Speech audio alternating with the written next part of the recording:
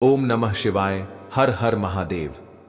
दोस्तों, आप सभी लोग जानते हैं कि 12 मई 2025 यानी सोमवार को पड़ रही है वैशाख महीने की पूर्णिमा तिथि। और दोस्तों, यह वह तिथि है जो वैशाख महीने में पड़ने वाली सबसे बड़ी तिथि है, क्योंकि यह सोमवार के दिन पड़ रही है और इसका बहुत ही बड़ा और विशेष महत्व होता है। और वैशाख महीने की समाप्ति होने वाली है। कभी भी मौका लग जाए और वैशाख महीने की आखिरी पूर्णिमा तिथि सोमवार को पड़ जाए तो आप लोगों को 21 चावल के दाने का उपाय तो अवश्य ही करना चाहिए। इन दोनों का संयोग बहुत ही कम आता है। और दोस्तों, शिव महापुराण की कथा में बताया है, इस दिन आपको 21 चावल दाने वाला उपाय तो अवश्य ही करना चाहिए, क्योंकि ऐसा दिन पूरे साल में सिर्फ एक ही बार आता है। और दोस्तों, आप सभी लोग जानते हो कि सोमवार का अगर सबसे बड़ा कोई उपाय है तो वह 21 चावल के दाने वाला उपाय है। तो दोस्तों, इस सोमवार के दिन आप लोगों को इस 21 चावल दाने वाले उपाय को जरूर करना है। बहुत सारे लोग होंगे जिन लोगों ने इस उपाय को ना किया हो, मतलब पूरा साल निकल गया और उन्होंने किसी भी दिन इस 21 चावल दाने वाले उपाय को ना किया हो। पर दोस्तों, आपके पास एक आखिरी मौका बचा हुआ है जो कि 12 मई के दिन है। तो इस दिन आप लोगों को इस वाले उपाय को जरूर कर लेना है। भले ही आपने पूरे साल भर इस उपाय को ना किया हो, पर अगर आपने इस वैशाख महीने के अंतिम पूर्णिमा के दिन अगर इस वाले उपाय को कर लिया तो आपको इस उपाय को करने का वह फल मिलेगा जिसकी आपने कभी कल्पना भी नहीं करी। इसीलिए आप लोग इस वाले उपाय को एक बार जरूर कर लेना, ताकि आप लोगों के हाथ से यह मौका ना जा सके और आपको इस उपाय को करने का फल मिल सके। दोस्तों, यह उपाय अपनी अभी की ही शिव महापुराण की कथा में बताया है, जिस उपाय को आज हम आपको बहुत अच्छे से समझाने वाले हैं। इस वीडियो को देखने के बाद इस उपाय को समझने के लिए आपको कोई और वीडियो को देखने की जरूरत नहीं पड़ेगी। चलिए दोस्तों, उपाय को शुरू करते हैं। देखिए, यह इस वैशाख महीने के सोमवार और पूर्णिमा के दिन यह इतना खास होता है, इतना महत्वपूर्ण होता है।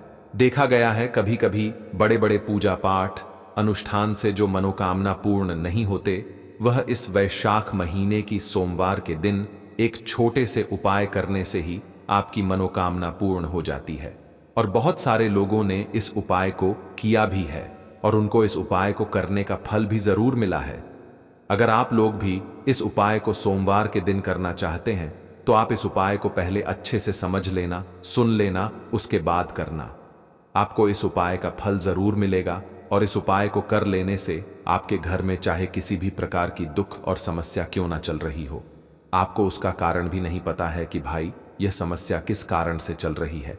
उसका कुछ भी कारण हो सकता है, जैसे पितृदोष हो सकता है या किसी भी तरह का मंगल दोष भी हो सकता है। तो इस दिन आप लोगों को यह वाला उपाय कर लेना है।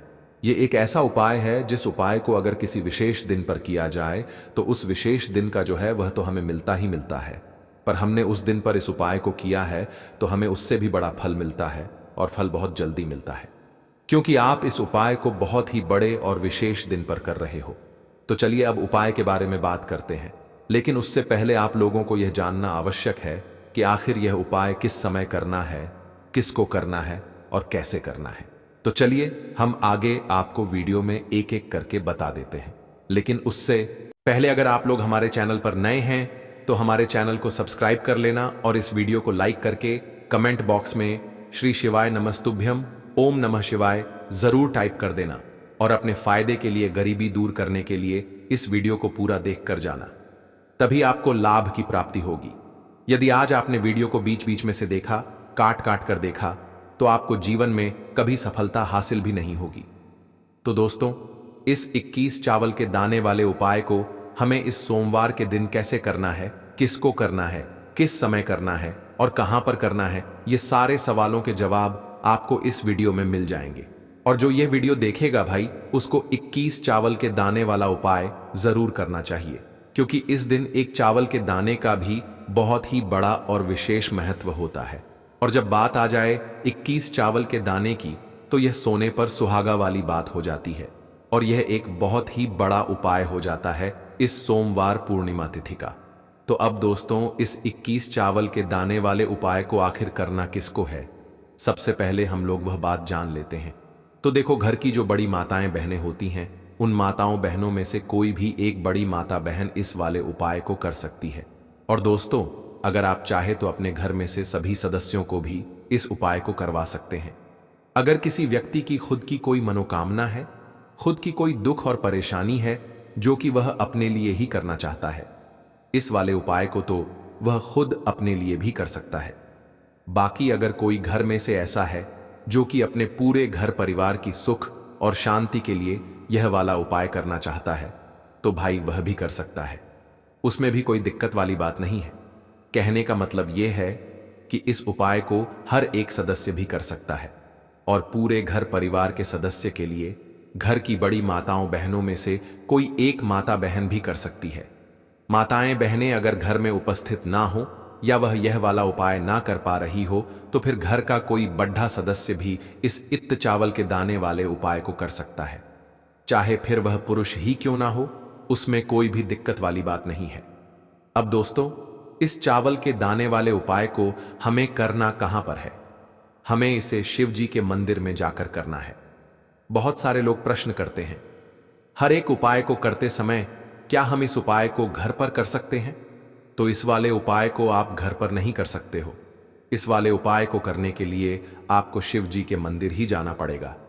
उसके बाद में दोस्तों, जो अगला प्रश्न निकल कर आता है वह यह आता है इस उपाय को लेकर कि आखिर इस उपाय को हमें किस समय करना है, सुबह के समय करना है कि शाम के समय करना है? तो देखो, इस वाले उपाय को आप लोग सुबह के समय भी कर सकते हो और शाम के समय प्रदोष हाल में भी कर सकते हो। अब अगर आप पूछो कि भाई साहब सबसे उत्तम समय कौन सा रहेगा इस 21 चावल के दाने वाले उपाय को करने का, तो हम आपसे बस यही कहेंगे कि इस उपाय को आप सुबह के समय करेंगे तो ज्यादा बेहतर होगा। बाकी अगर प्रदोष काल शाम के समय भी करेंगे तो भी अच्छा होगा, उसमें कोई भी दिक्कत वाली बात नहीं है। तो अब दोस्तों, जो अगली सबसे बड़ी और महत्वपूर्ण बात आती है वो यह आती है कि सुबह अगर हम उपाय को करेंगे तो हमें कितने बजे से लेकर कितने बजे तक के बीच में करना है, और शाम के समय प्रदोष काल में करेंगे तो हमें कितने बजे से लेकर कितने बजे के बीच में करना है। तो देखो, सुबह जितनी जल्दी हो सके आप उपाय को करने की कोशिश करना। बाकी अगर किसी कारणवश लेट भी हो जाओ, थोड़ी देर भी हो जाए, तो 10 या 11 तक भी आप उपाय कर लेना, पर 12 बजे से ज्यादा देरी ना हो, ठीक है? इस बात का ध्यान रखना। उसके बाद में दोस्तों, अगर शाम के समय प्रदोष काल की बात करें, प्रदोष काल का जो समय होता है वह शाम के 6 बजे से शुरू हो जाता है। मतलब शाम के 6 बजे से लेकर 7 बजे के बीच का जो समय होता है, यह समय प्रदोष काल का समय होता है। पर अभी जो मौसम चल रहा है, इस मौसम में जो है शाम बहुत देरी से होती है, तो आप इस उपाय को 7 या 8 बजे के बीच में भी कर सकते हैं। मतलब शाम के 6 बजे से रात 8 बजे के बीच में आप कभी भी इस वाले उपाय को कर सकते हो, उसमें कोई भी दिक्कत वाली बात नहीं है। अब दोस्तों, यहां पर इस उपाय को लेकर एक और सबसे बड़ी बात यह निकल कर आती है कि इस इत्ती चावल के दानों को हमें लेना कहां से होता है, और हमें इस उपाय को करने के साथ में क्या और कुछ भी सामग्री ऐसी होती है जो शिव जी के मंदिर लेकर जानी पड़ रही है।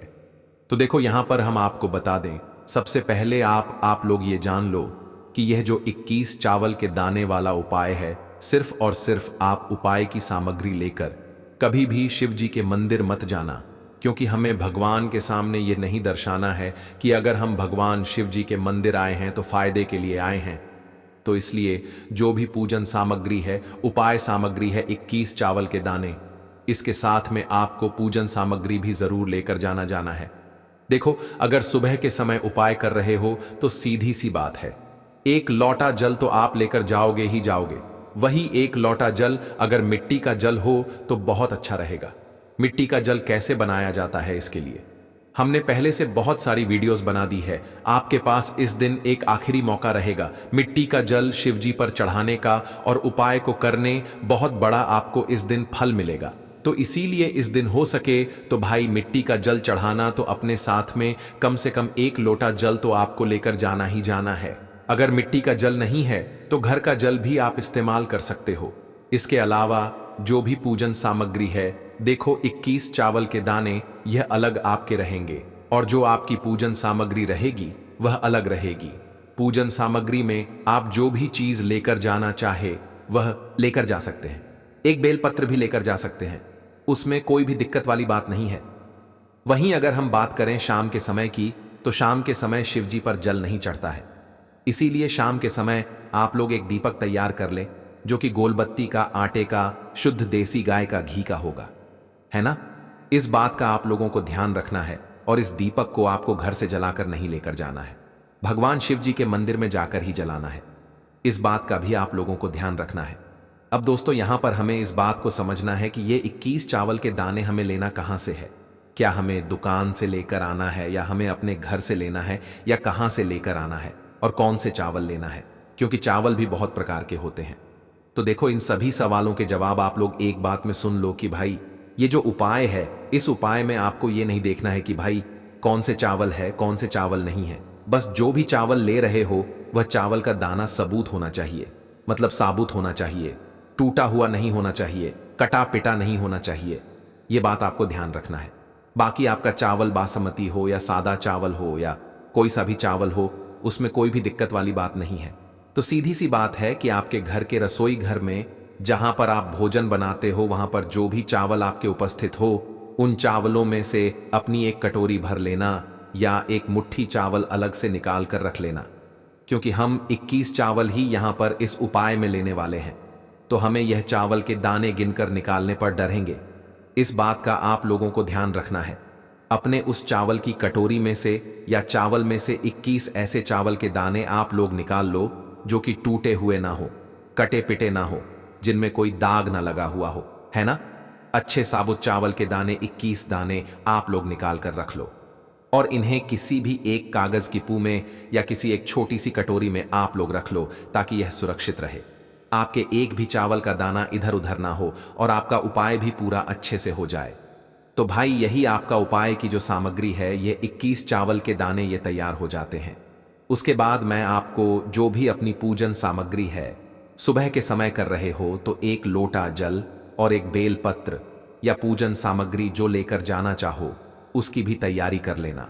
और शाम के समय जा रहे हो तो भाई अपना जो दीपक है उसे तैयार कर लेना, ठीक है। और उपाय को करते समय शुद्धता का विशेष रूप से ध्यान रखना, ठीक है। सुबह सुबह स्नान करने के बाद ही उपाय को करने की आप लोग तैयारी करना।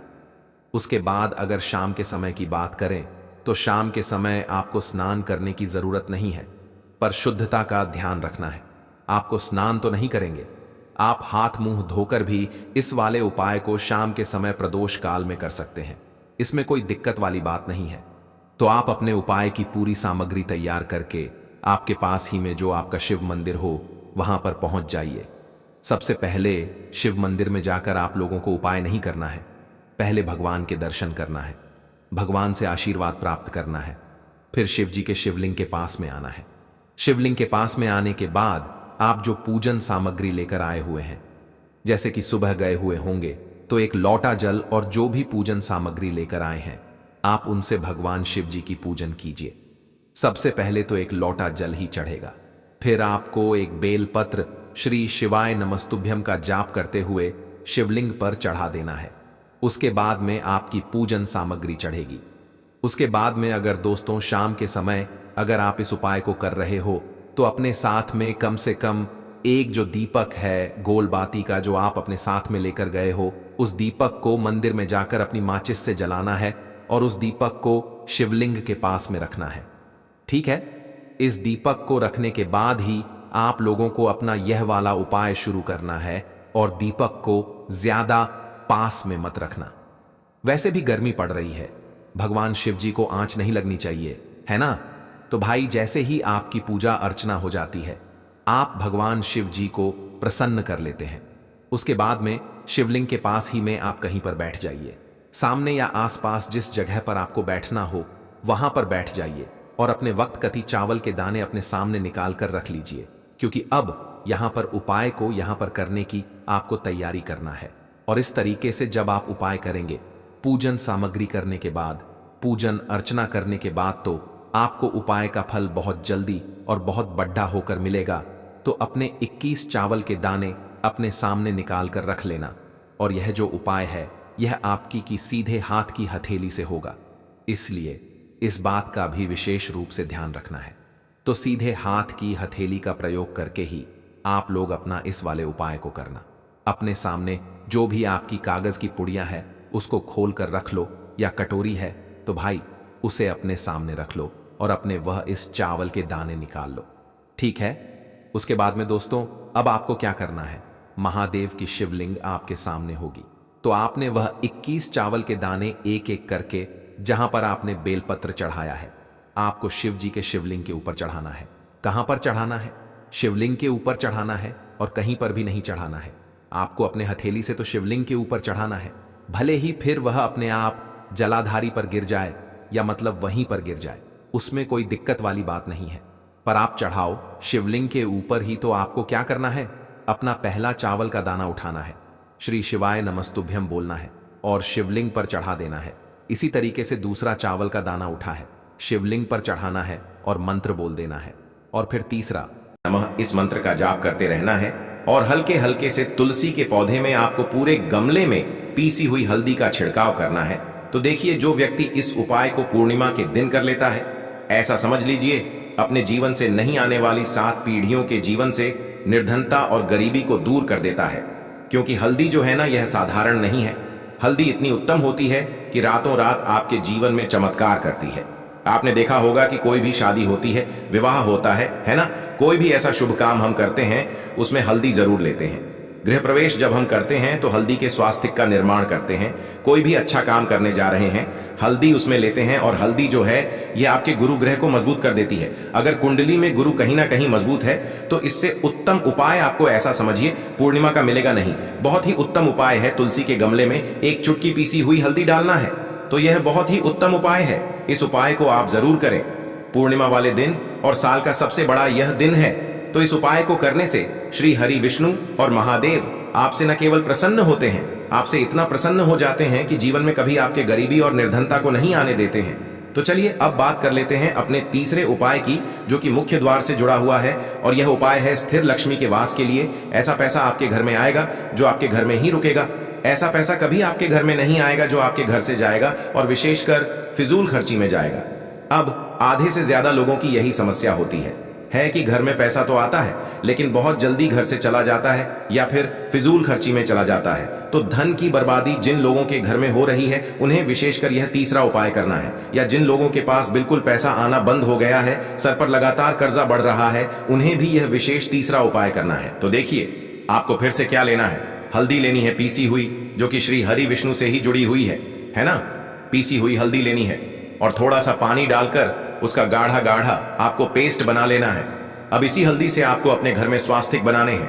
कितने स्वास्तिक? एक स्वास्तिक आपको बनाना है अपनी तिजोरी पर, जिसमें आप पैसा रखते हैं। चाहे तो आप संदूक में रखते हैं, अलमारी में रखते हैं, जिस चीज में भी पैसा रखते हैं, बस वहां पर हल्दी से एक स्वास्तिक बनाना है। दूसरा स्वस्तिक आपको कहां बनाना है? अपने घर के मंदिर में, है ना। और 2 स्वस्तिक आपको बनाने हैं अपने घर के मुख्य द्वार पर बाहर की तरफ। हल्दी से 4 स्वास्तिक आपको बनाने हैं। 2 स्वास्तिक मुख्य द्वार पर बाहर की तरफ, एक तिजोरी पर, है ना, और एक अपने घर के मंदिर में।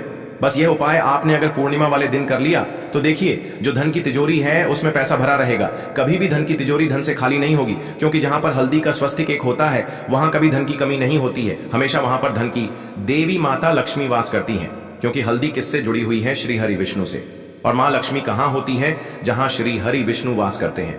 अब बात करें कि आपके घर का मंदिर जो है उसमें अगर आप एक स्वास्तिक बनाते हैं तो आपके घर से ऊर्जा जो है, पूरे में ऊर्जा फैलती है ना। तो आपके घर में पॉजिटिव एनर्जी बढ़ती है, सकारात्मक ऊर्जा बढ़ाती है। जब आप अपने घर के मंदिर में हल्दी का स्वस्तिक बनाते हैं, आपके घर से बुरी शक्तियां, नेगेटिव एनर्जी जैसी चीजें बिल्कुल आपके घर में नहीं रुकती हैं। मुख्य द्वार तो इतना उत्तम होता है कि मुख्य द्वार से ही मां लक्ष्मी की नजर सबसे पहले आपके मुख्य द्वार पर ही पड़ती है। और मुख्य द्वार पर अगर आपने हल्दी के स्वस्तिक बना दिए तो मां लक्ष्मी देखते ही प्रसन्न हो जाती है, क्योंकि यह श्री हरि विष्णु से जुड़ी हुई है ना। और हल्दी के स्वास्तिक जहां पर जो व्यक्ति अपने घर के मुख्य द्वार पर बनाते हैं, ऐसा समझ लीजिए मां लक्ष्मी उनके घर में वास करती ही करती है और कभी भी ऐसे घर को फिर छोड़कर नहीं जाती है। स्थिर लक्ष्मी का वास आपके घर में होगा। यह हल्दी के स्वास्तिक वाला उपाय पूर्णिमा के दिन बहुत ही उत्तम है। साथ ही साथ कोशिश करें कि इस दिन गाय माता को हरी घास अवश्य खिलाएं। अगर आपको हमारी ये वीडियो पसंद आई हो तो हमारे इस वीडियो को लाइक करें, चैनल को सब्सक्राइब करें, कमेंट बॉक्स में लिखे हर हर महादेव। जय मां। इस उपाय के लिए आपको सबसे पहले ले लेना है एक सफेद रंग का फूल। देखिए, सफेद रंग का फूल महादेव जी को बहुत ही प्रिय होता है, इसीलिए आपको सिर्फ एक सफेद रंग का फूल ले लेना है। अगर आपके पास में सफेद रंग का फूल नहीं है तो आप शिवलिंग के ऊपर बढ़े हुए सफेद रंग के फूल को उठाकर इसे जल से शुद्ध करके आप इसका फिर से इस्तेमाल शिवलिंग पर कर सकते हैं। बस आपको ध्यान रखना है कि सफेद रंग का फूल जो आप लेंगे वो केतकी का फूल नहीं होना चाहिए, और आप कोई भी सफेद रंग का फूल उसकी जगह पर ले सकते हैं। फिर इसी के साथ आपको एक चावल का दाना ले लेना है। चावल का दाना कहीं से भी टूटा खंडित नहीं होना चाहिए। इसी के साथ आपको एक बेल पत्र ले लेनी है। अगर आपके पास में बेलपत्र भी नहीं है तो शिवलिंग के ऊपर छड़ी हुई बेलपत्र को उठाकर आप इसे जल से शुद्ध करके इसका फिर से इस्तेमाल शिवलिंग पर कर सकते हैं। फिर आपको सबसे आखिर में एक लोटा जल ले लेना है। लोटा आप तांबे का लेंगे और जल हमेशा की तरह आपको अपने घर के किचन से ही लेना है। अब यह सारी सामग्री लेकर के आपको पहुंच जाना है। शिवालय पूज्य गुरु जी ने कहा है कि इस उपाय को आप शाम को प्रदोष काल में करना चाहें तो अति उत्तम रहेगा। अब देखिए, अब जो यह तीनों सामग्री आपके पास में है, इनको लेकर के आपको पहुंच जाना है शिवालय, और एक बेलपत्र को ले गए हैं, और एक चावल का दाना जो आपके पास में है, और एक सफेद रंग का फूल जो आप साथ में लेकर गए हैं। इन तीनों सामग्रियों को एक एक करके आपको इसी एक लोटे जल में डाल देना है। ये तीनों सामग्री आप शिवलिंग के सामने ही इस एक लोटे जल में डालिए। अब आपका यह एक लोटे जल का मिश्रण तैयार हो गया। अब इस एक लोटे जल के मिश्रण को आप धीरे धीरे शिवलिंग के ऊपर समर्पित करते जाएंगे और लगातार ओम नमः शिवाय या श्री शिवाय नमस्तुभयम दोनों में से किसी भी एक मंत्र का आप स्मरण करते जाएंगे। पूज्य गुरु जी ने कहा है कि जल आपको बिल्कुल धीरे धीरे समर्पित करना है, और जल समर्पित करते हुए आप कम से कम 108 बार इस मंत्र का आप स्मरण जरूर कर लें। आप चाहे तो श्री शिवाय नमस्तुभ्यम मंत्र का स्मरण कर लें, और चाहे तो ओम नमः शिवाय मंत्र का स्मरण कर लें। इसके बाद जलाधारी से जो जल बह करके नीचे गिर रहा है उसको थोड़ा सा आपको किसी पात्र में इकट्ठा कर लेना है। आप चाहे तो इस खाली लोटे में भी इस जल को इकट्ठा कर सकते हैं और महादेव जी से अमृत स्वरूप आपको प्राप्त कर लेना है। देखिए, महादेव जी से आपको बोल देना है कि हे मेरे महादेव, मेरे व्यापार में घाटा हो रहा है, मेरे जीवन में किसी भी प्रकार की सफलता मुझे प्राप्त नहीं हो पा रही है, धन धान की लगातार समस्या बनी रहती है, नौकरी सही से नहीं चल रही है, कुछ ना कुछ जीवन में परेशानियां लगातार बनी हुई हैं। तो आपकी जो भी मनोकामना हो उस मनोकामना को स्मरण करते हुए आपको इस जल को महादेव जी से अमृत स्वरूप प्राप्त कर लेना है, और यह जल आपको लेकर के अपने घर को चले आना है। अब अगर आपके घर में लड़ाई झगड़ा बहुत होता है तो आप इस जल का आचमन अपने पूरे घर के प्रत्येक कोने में कर दीजिए, यानी कि इस जल का छिड़काव आपके घर के प्रत्येक कोने में आपको कर देना है। बस आपको किसी भी अशुद्ध जगह पर इस जल का छिड़काव नहीं करना है, और घर के हर कोने में इस जल का आपको छिड़काव कर देना है। साथ ही साथ आप थोड़ा सा आचमन खुद कर लीजिएगा, और घर के अन्य सदस्यों को भी इस जल का आपको आचमन करवा देना है। फिर इसी के साथ अगर आप अपने व्यापार में सफलता को प्राप्त करना चाहते हैं या फिर नौकरी में सफलता को प्राप्त करना चाहते हैं तो आप जिस भी जगह, या फिर अगर आपके व्यापार में घाटा हो रहा है तो आप इस जल का अपने व्यापार वाली जगह पर इसका छिड़काव भी कर देंगे। फिर आपके जीवन में किसी भी प्रकार की अगर समस्या है तो आप इस जल का आचमन खुद कर लेंगे। पूज्य गुरु जी ने कहा है कि जो भी इस जल का छिड़काव अपने घर में कर लेता है या स्वयं आचमन कर लेता है तो उसके जीवन की बड़ी से बड़ी मनोकामना भी महादेव जी की कृपा से बहुत ही जल्द से जल्द परिपूर्ण हो जाती।